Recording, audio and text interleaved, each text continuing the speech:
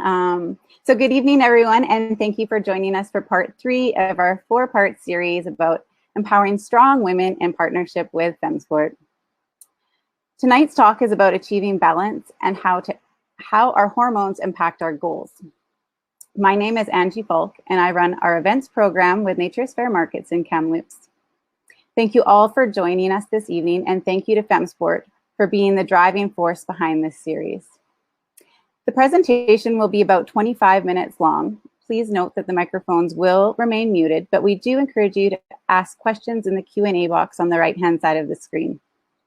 Our team will be monitoring your questions as we go along, and we'll ask them to Melina at the end. Before I hand it over to Melina, I'd like to give you a bit on her background. Melina Lamb is a certified personal trainer, nutrition coach, and online trainer.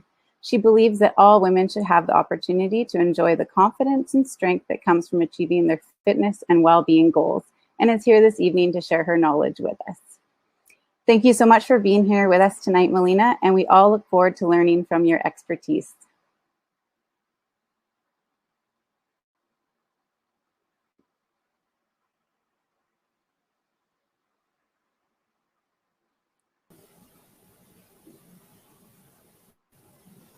Thank you, ladies, so much for coming tonight. And thank you, Angie, for that wonderful introduction.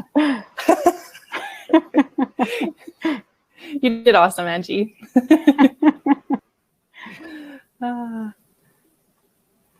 Okay, so before we begin, as Angie mentioned, we'll do Q&A in the last 15 minutes, but you can ask questions at any time. So as soon as you think of a question, you can put it down in the chat box below, and then I'll make sure to answer all of your questions at the end. And there is also a PDF handout that you can download. So down in the chat box there will also be a button where you can download the handout. And in the handout, I talk about different foods and what is best to eat more of and what you can eat less of in order to achieve a healthy balance of all the food groups. And there's also some information there on healthy weight loss, healthy rates of weight loss, and healthy rates of muscle gain in order to keep everything in balance while you do that.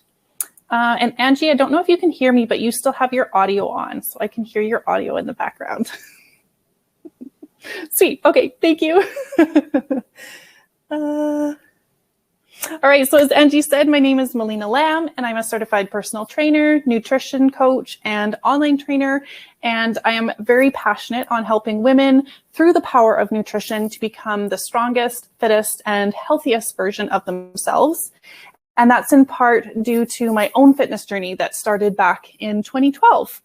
And by going back to the gym and with proper nutrition supporting me, I was able to gain 35 pounds. Most of that was lean muscle.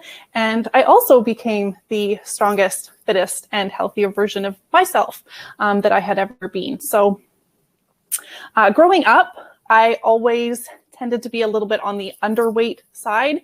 And so gaining muscle for me was always really important for my best fitness and training performance. And a couple years ago, I also did a fitness competition, a bikini fitness competition.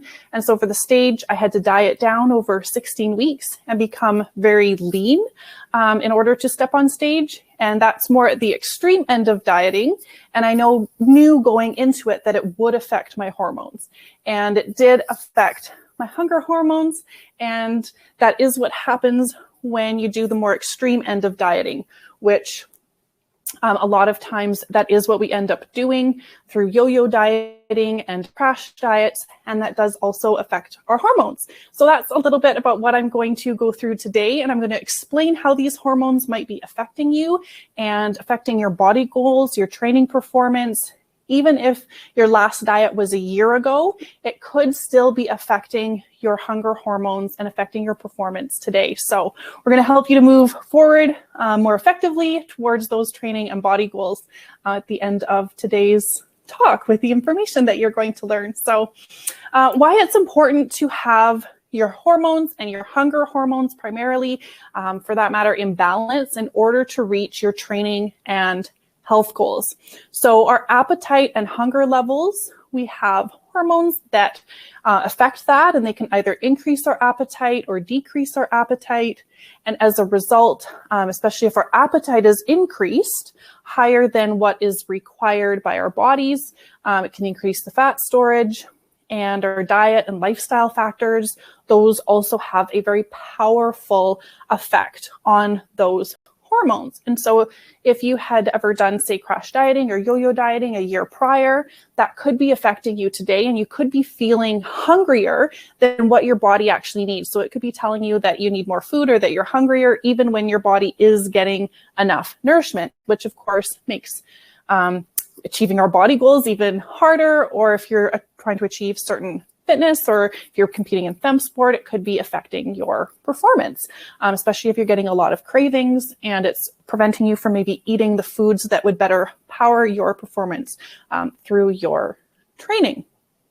And willpower is a huge one. I find doing nutrition coaching and training with women, they often think that they don't have, and they say that they don't have enough willpower in order to reach your goals. And oftentimes a lack of willpower is not the problem. I could do a whole webinar on willpower on its own, but that can be very much affected by hormones, including these hunger hormones. It can very much affect willpower. It can affect our mood, our motivation, and especially when we're under stress, especially this last year with COVID, a lot of us are stressed, chronic stress that maybe we have never had before, even more stressed than at other times, just because of everything that's going on with the world in the past year.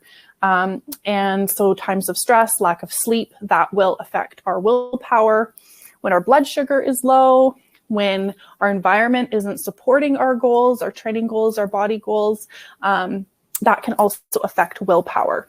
So although I'm not talking about female hormones such as like estrogen and progesterone today, I'll give you a bit of an example using that, because I think it's one that as women we can all relate to, is when we are going through a PMS cycle, right? So all that is our hormones levels are changing for that period of time, and we tend to get more cravings and want to eat more food. So we actually become hungrier. And I know for me personally, I will crave chocolate. I am a bit of an anomaly. I don't even like chocolate. Normally, I would never choose something sweet to eat. If I was going to have a treat, I would choose something salty, like poutine. But during my PMS period of time during my cycle, that's when I would crave chocolate. That's when I would crave the sweet things, and nothing else has changed in my life, in my environment, other than my hormone levels have changed. And so that just gives you an example how powerful hormones can be to our hunger levels. And especially when it is the hormones that are affecting our hunger levels, our satiety, so how satisfied we are with the food that we eat, that's all controlled by hormones as well. And so they can be very, very powerful. And of course, when our hormones are all in balance, everything works very well. But even just a shift a little bit too much or a little bit too little, and that's when we can have these negative consequences to our hormones. So what we're going to talk about today is, especially if you think that this might be affecting you, how to get everything back into balance so that your body is functioning optimally, so that you can reach your training and your body goals and perform really well in your training, and if you're doing fem sport as well, right? So our bodies like to maintain the status quo. So we have a set point that our bodies like to be in. Typically, it's where we've been for a long period of time, and our bodies don't like to vary that too much. So it tries to keep the set point that our body is at, keep everything in balance. And if we start eating a lot less all of a sudden, or we start eating a lot more, then the hormones are going to help to bring our body back into balance, either by making us hungrier or feel more satisfied by food, just to keep everything in balance at the set point that it likes to be at. And short-term crash diets can disrupt those hormones. So especially if you do something very drastic, all of a sudden you start eating a lot less food, our body is really going to compensate for that. And it can be quite a bit more drastic, right? So the more drastic the diet, the more drastic changes to our hormones our body does, because it's trying to bring us all back into balance. And yeah, as I put, the more extreme calorie restriction, the more extreme hormonal changes. So for example, some of the things that can happen when we're not in balance with those hormones, you can get brain hamsters, call them brain hamsters. So the wheels are turning really quickly, but we're not going anywhere. Brain fog, difficulty sleeping, anxiety, depression, mood changes, lack of satiety. So that feeling of satisfaction with our food. So not even so much the feeling of fullness where your stomach feels distended, but just feeling satisfied with the food that we're eating. Lowered energy levels or sluggishness, increased cravings. And you don't want to be constantly fighting against that when you're trying to reach certain fitness goals or certain body goals, right? So that's one of the reasons why we want to bring everything back into balance. So don't panic. This is not going to be a science lesson. I don't want it to be a science lesson. So don't be put off by the hormone words here.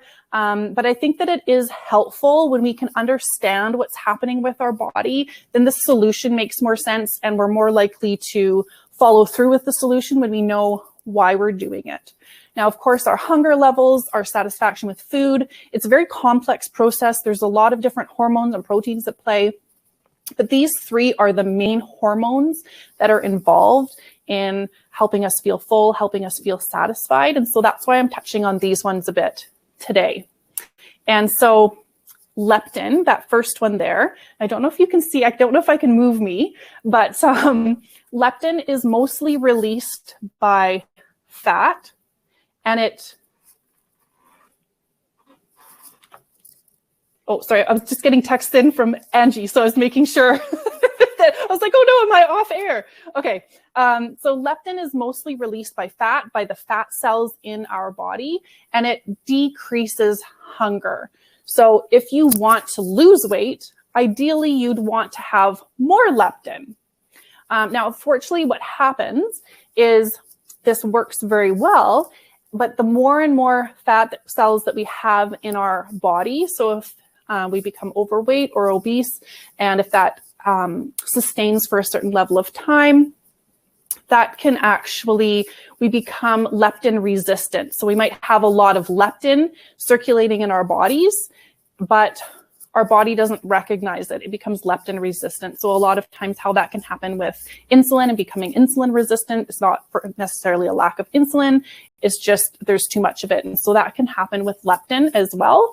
So if you have a higher rate of fat on your body, it can actually be more difficult than somebody with less fat on their body to come back down to a healthy weight level, to lose weight. It can actually be harder because you're going to feel more hungry in the process. So like I said, it's not for a lack of willpower. It's actually what's happening on a hormonal level with your body, with your hunger levels. And then the second one there is ghrelin. So ghrelin is mostly made in the stomach and it stimulates hunger. And this is something that fluctuates. So right before a meal, so say you haven't eaten anything since breakfast and you're about to eat lunch, the levels of ghrelin in your body are going to be the highest. And then at the end of the meal, when you're finished eating, the levels in your body are going to be the lowest. And if you want to gain weight, so say you're underweight like I used to be in my teens and early 20s, you'd want to have more ghrelin in your body so that you feel like you want to eat more, right? And certain types of stress can actually affect ghrelin. So I was reading a study where it showed that interpersonal stress with women can actually affect ghrelin. So that's where you tend to lose weight when you're stressed, right? So stress can also affect these hormones that make us hungrier when we're stressed or make us lose our appetite when we're stressed. In different types of stress, especially with women in particular, it can affect us in different ways. And then the last one there is CCK. So this one's released in the small intestine, and it's released when we eat fat, when we eat protein, and when we eat soluble fiber. So more of it is released during that time. and it depresses our hunger and increases satiety. So increases that satisfaction with our food. So it's not just that we're physically full, but we actually sit back and go, oh, that's a great meal. I feel really satisfied. And you don't want more either, right? And CCK is also tied in with different processes that help with anti-anxiety and that type of thing. So it's actually a really powerful one. And the more CCK you have, the less hungry you are and the less likely you are to eat. And so when I do have clients that are wanting to lose weight, I do recommend that they have enough fat, enough healthy fats, sufficient amount of protein and soluble fiber in their food, in their meals, in their diet, because then that way they're going to feel more satisfied at the end of the day, and they're still going to be able to lose weight and become a healthier weight level without feeling like they're suffering or feeling like they're being really hungry the entire way through. So that one's a really important one as well. So how to get back in balance. So if you've been listening to me and you start going, okay, this could be my problem, even if your diet or history of dieting was up to a year ago, how to get back into balance, because with the right amount of hormones, you can get back into balance, right? You can start feeling, you can start performing better, you can start eating the right amount of food and get back to your body goals, right? Now, the first one there that I've got mentioned is a well-designed exercise program. So if you're currently doing FemSport, if you're training for FemSport, then you've already got this in the bag, right? Because you're already following a really good exercise program. So a minimum of 5 hours of physical activity per week can help to balance those levels, those hunger hormones in our bodies. And that's because it helps to regulate levels of the leptin and ghrelin and insulin. And when we are exercising, our bodies actually use fats and carbohydrates better. And we have less blood sugar fluctuations. So you're going to have less cravings as well. So when we exercise regularly, after exercise, our blood sugar levels actually stay lowered for a certain period of time after exercise, which is also one of the reasons that I recommend if you are going to have a sweet treat, there's something that you really want to have, maybe some really sugary fruits, or you want a chocolate bar, or it got up to 47 degrees here in Kamloops, I definitely wanted the ice cream, right? The best time that our body is going to be able to use that is right after an exercise session. We're going to be able to put those carbohydrates to better use, and it really is going to help with your performance. So making sure that you're getting in enough exercise, you're staying active, and that can be anything like weight training, dancing, paddleboarding is a really good one right now. In the mornings when it's cooler, getting in some gardening, walking, running, biking. So do things that you enjoy. It doesn't have to be, a formal program, but making sure that you're staying active and doing something you enjoy, because that means that you're going to continue doing it long term and it's going to be part of your lifestyle. That's really, really important to get these hormone levels back into balance. Increasing omega-3 fatty acids also helps to regulate and to offset the effects of leptin, decrease hunger, decrease inflammation, and better sleep and lower stress levels. I know that can be really hard. I'm a single mom. I get it. Sleep can be hard to come by, but it's one of the more crucial aspects along with the exercise, because when we're having a lack of sleep, our bodies actually produce more ghrelin and less leptin, which is the exact opposite of what you would want to maintain a healthy weight in your body and to help with your fitness and performance goals. You want to have the opposite of that. So when you're getting good sleep, then it's going to help to keep everything in balance, and it's not going to disrupt your blood sugar levels, which lack of sleep and stress will do, which will increase cravings. And a good nutrition plan, making sure that you're getting in a proper amount of protein, decreasing processed foods, especially extremely palatable foods, can also affect those hormones, those hunger hormones. Soluble fiber, making sure that you're getting that in the foods that you eat. And gut health, so making sure that the healthy bacteria in our stomachs and reducing inflammation and all of that is at an optimal level, because I always preach. It's not necessarily what you're eating. It's what your body is absorbing that matters the most. If you're not absorbing the nutrients, right? So that is all very, very important to bring everything back into balance. So I'm going to talk about a little bit about the tools to help. So this is expanding on that last slide. Okay, that's all well and great, but what do I do? So the first one there, I've got protein and soluble fiber. So soluble fiber, it's not one that we necessarily always talk about. Some examples that you can get in supplement form are guar gum or glucomannan. So glucomannan is the soluble fiber that you can get as a capsule or as a powder on its own.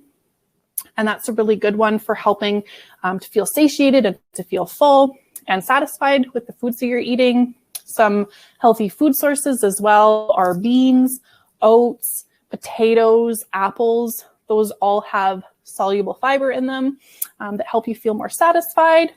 And also for protein. So you carry your hand around with you everywhere, and your hand is perfectly sized to your body. So I'm 5'10", so my hand is a bit on the larger side. If you're more petite, your hand is going to be smaller. It's going to be sized right for your body. So 4 to 6 palm-sized portions of protein per day is optimal for women. So that would be the size of your palm and then also the thickness. And so 4 to 6 servings of that a day, which could be 1.5, 2 palm sizes, depending on how many meals you have per day. And for men, just for reference, it's 6 to 8 palms. And so this protein powder, this is protein powder. So it's a vegan source, a vegetarian source. It's coming from pea protein. So for those as well that aren't able to digest dairy as well, it's got 22 grams of protein per serving. And then it also has that soluble fiber in there. It's got that glucomannan. So you get your bang for your buck twice, right? So you get your protein and your soluble fiber in this one. So this one's a really great one to make shakes with before or after your training sessions because it's going to help to make you feel satisfied. And it's also going to help to regulate those hunger hormones, those hormone levels, right? And the second one there is omega-3s.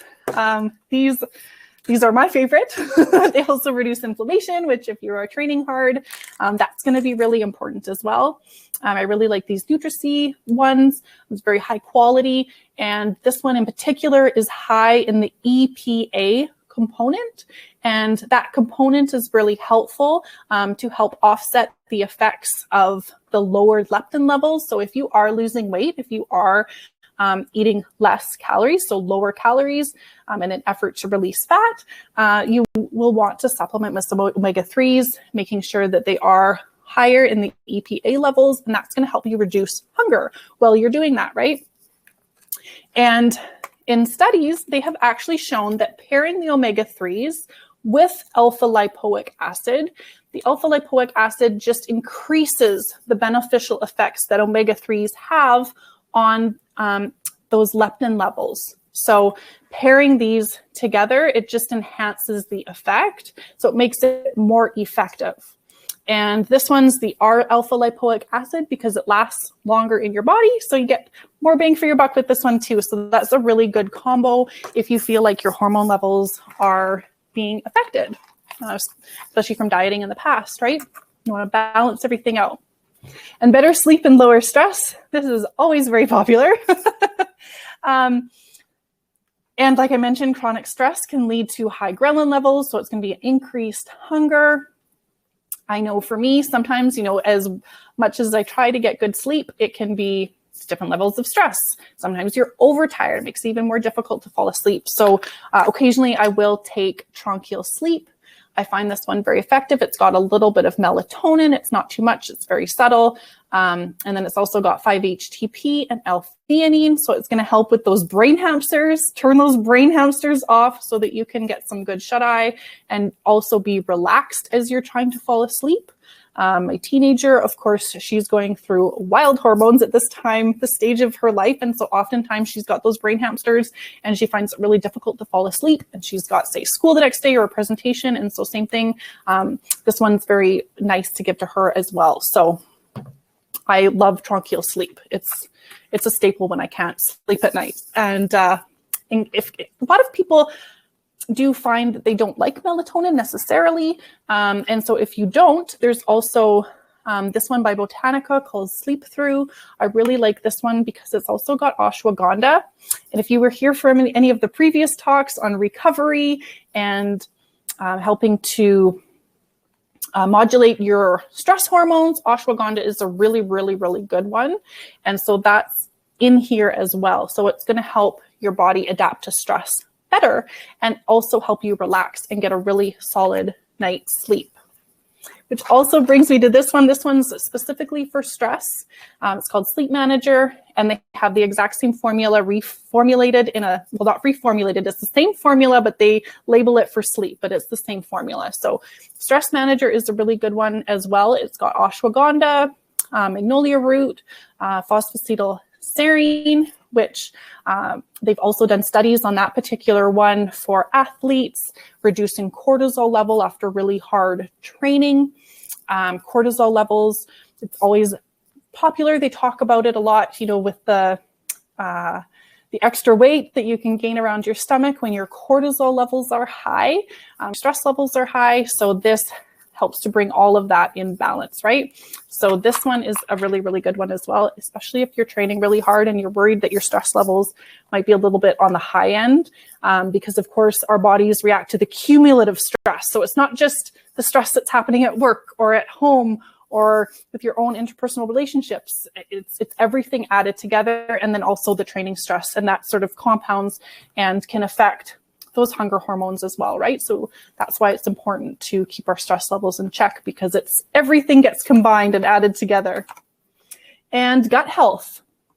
So there's a lot of really exciting and interesting studies coming out on probiotics and the effect that they have on these hunger hormones and weight loss and obesity and all of that. It's sort of an emerging science. So I'm always clued in really close to that, just because new information is always coming out.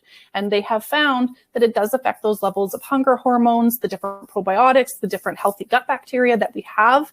And it all affects it related to appetite, especially certain specific ones. And they can also help to lower inflammation in our guts, which of course is going to help with absorption. So this one here by New Chapter, it's lean probiotic. It's got a couple different ingredients which help to increase metabolism, but the main ingredient is the probiotic, the very specific probiotic that's in here, which is Bifidobacterium animalis, and that one has been shown in studies to help with those hunger hormones and help with weight management and those hunger levels. And so this one's a really, really great one as well to help bring all of those hormones back into balance as far as hunger and satiety goes. So just to recap, I know I threw a lot of information at you, but although you can't control your genetics, so of course we know that in our individual bodies, our different hormones can all be very affected by our genetics. We can't change that. Our parents are who they are. We can't change your past dieting. So if you have done crash dieting or yo-yo dieting, maybe that, you know, has been most of your teens, 20s, 30s, 40s, right? Trying different diets, trying to lose weight, trying to reach your goals with the right amount of fats and muscle in your body. You can't change that's happened in the past and the effects that it might currently be having on your hormone levels, but you can control what you do. So you can control with the goals that you set, the foods that you eat, the way that you nourish your body, the supplements that you put in your body, the amount of sleep that you get, the amount of exercise that you do. Those are the things that we can control in order to bring our bodies back into balance. And of course, what really matters the most in order for reaching your health and your fitness goals, your training goals, is what you do consistently. So if I don't get enough sleep last night, you know, that's okay, right? Do I mostly get 7, 8, 9 hours of sleep? Do I get that amount of sleep most of the time? Do I get in 5 hours of exercise per week most of the time? Our bodies are going to react to what we do most of the time. So that's what's most important about getting our bodies back into balance. And following the tips that I've gone over today is really going to help to regulate your hungers levels, how satisfied you are by the foods you eat, the satiety levels, and to help keep your willpower so you don't have to have your hormone levels affecting your willpower, and you can have it there for you when you need it the most, when it's going to be of most benefit to you, right? And so we'll open it up for questions. If there's anything that I've talked about today that you'd like me to expand on or touch on a little bit more, make sure to put your questions in the chat box, and Angie will pop on and ask the questions, and I'll answer them for you. All right. Awesome. Great information, Melina. Thank you. My pleasure. So we have a question here. What foods have leptin? So leptin is a hormone produced in our bodies. So we can't eat foods that have leptin in them. And they have found that when they supplement, when they give people that extra leptin, just giving it as a dosage, as a supplement form, adding it into your body, it doesn't necessarily affect your hunger levels unless you have unless your body's not producing enough, which is oftentimes not the case. Most of the time, it's that our body's not responding to it. So you could supplement and give yourself more leptin, but it's not necessarily going to be of any benefit to you. The best thing that we can do is help our bodies to produce the right amount of leptin by making sure that we're doing those things right, getting the right exercise in. If you are losing weight or wanting to lose weight, to do it gradually, because then our body isn't going to drop those leptin levels really drastically. It's going to adjust slowly, right? So it's when we do those crash diets, I don't know, let's say like the lemon juice diet, do it for a week, trying to think of something really extreme, right? But when that happens, then our body reacts in an extreme way, and then it can keep those levels lowered. There's that TV show where people lose a lot of weight really, really drastically, really quickly. They found that people that lose weight that quickly in that way, oftentimes by the end of the year, they'll have gained back at least 50% of that weight.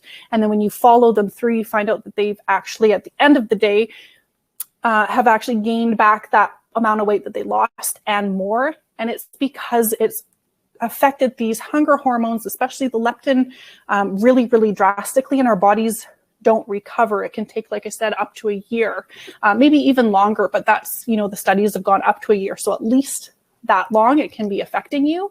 Whereas when you do weight loss slower, more gradual, our bodies don't change the hormone levels as drastically.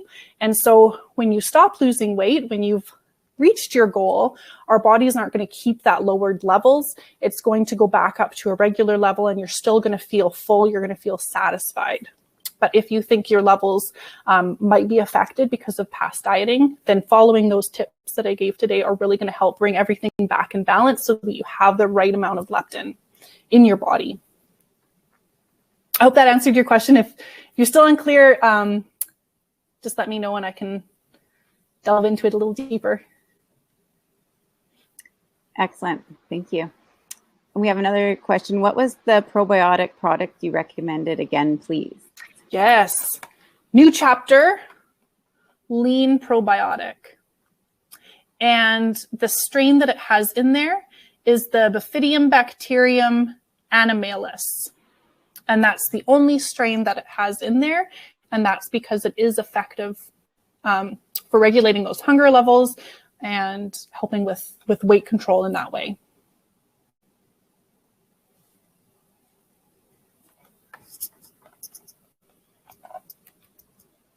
Excellent.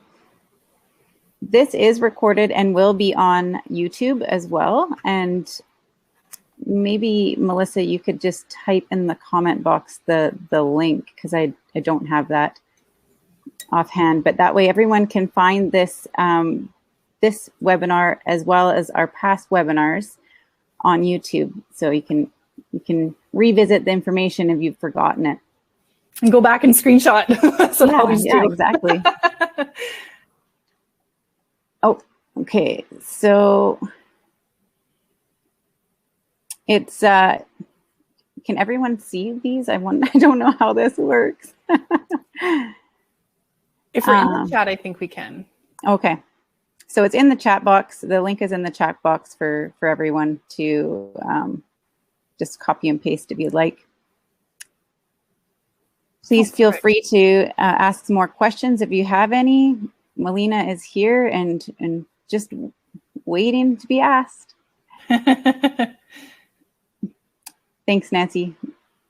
Melina, I've heard the term reverse dieting. Does that come to play with appetite and hormones?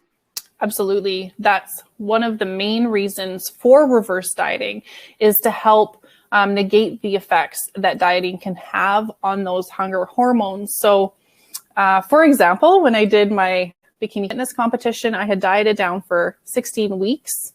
And because my hormone levels were all out of whack, I wanted to eat all the Oreo cookies. If you could just bathe me in Oreo cookies, please. I don't even like Oreo cookies. Once my hormone levels went back to normal, I didn't even care.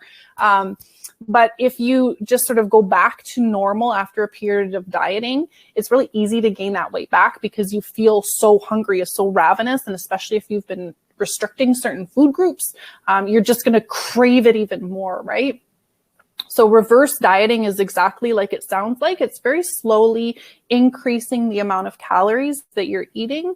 And what that helps to do is it, helps to bring all those hormone levels back to normal, also helps to bring your metabolism up to a more normal level. So when you're dieting, our bodies, of course, want to go back into that balance, want to go back into homeostasis and keep us at that set point that we were at. So it decreases the amount that we physically move. So when we're getting in enough calories, we fidget more, we move more, even little minor movements that we don't even realize. Whereas when you're not taking in enough calories, our body stops that. So we become slower, we fidget less, we move less. Of course, you have less motivation to do stuff. So you're not going to be bouncing off the walls, doing a bunch of different things. So our metabolism, everything slows down. So by slowly increasing it, we increase our activity levels, our hormones go back into balance, and you can actually end up eating more food, more calories, and stay at that goal weight that you were at. And sometimes you're even eating more calories than you were in the beginning, and you're not gaining weight simply because your hormone levels have gone back into balance and your metabolism has gone back to a better functioning level. And so that's really important, especially after a period of dieting, because it just brings everything back up to normal rather than doing it all at once when things aren't yet back in balance. And that's how you can maintain that weight loss long term. I understand this concept. Melina told me once, what, that's all you've eaten today? Oh my gosh, I'd be starving. And said, you got to eat this, this, and this in the palm of your hand. And then, yeah, my hunger came back and I was burning more fat and had more energy. So yeah, pretty great information. It's wild how our bodies work. You go, wait a minute, I'm eating more food and I lost 3 pounds. How does that work? Exactly. Are there any more questions for Melina? Thank you so much, everyone, for showing up today. I know it's hot out. Can you please share your knowledge on ketosis? I don't, so I don't coach keto, so I don't have a lot of knowledge in that area. That's not something that I use in my nutrition coaching, so I don't have a lot of knowledge on ketosis other than pretty basic knowledge, where you're burning fat as a fuel source versus carbohydrates, and that's sort of the extent of my knowledge in that sense.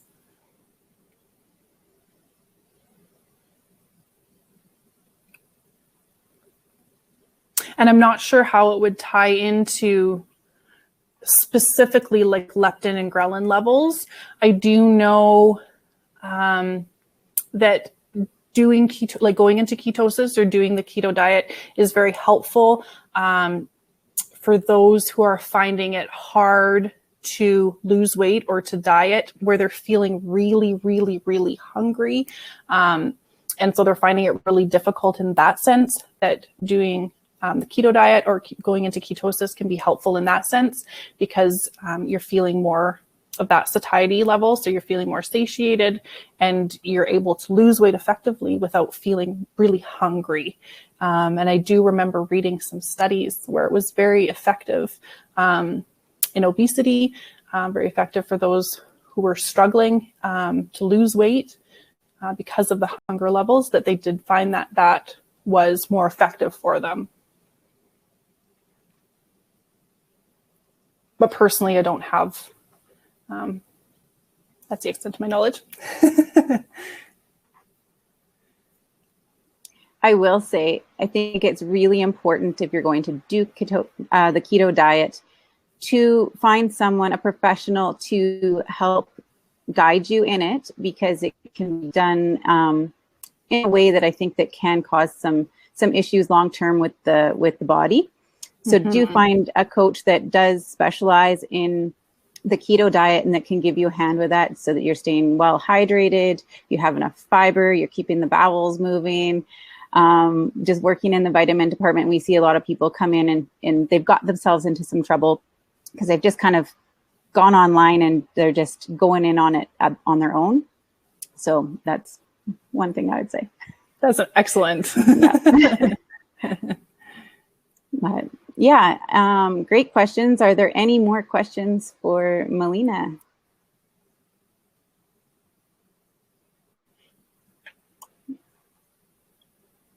Okay.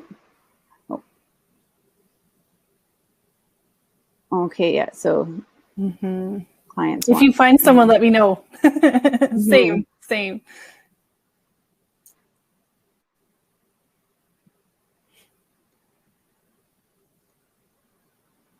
So that might be it for questions. Thank you, Melina, for sharing your wealth of knowledge with us this evening. And thank you to all of our participants for joining us. I hope you are somewhere nice and cool while attending the webinar tonight. Please join us again for our final webinar, our fourth webinar of this series. On July 28th, it's Life After Competition, to learn about how to maintain our health and fitness goals sustainably. So yeah, again, thank you and enjoy the rest of your evening, everyone.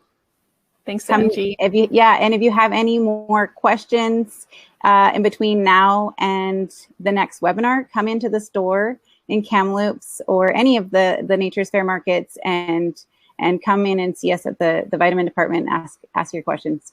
Thank you. Good evening. Bye.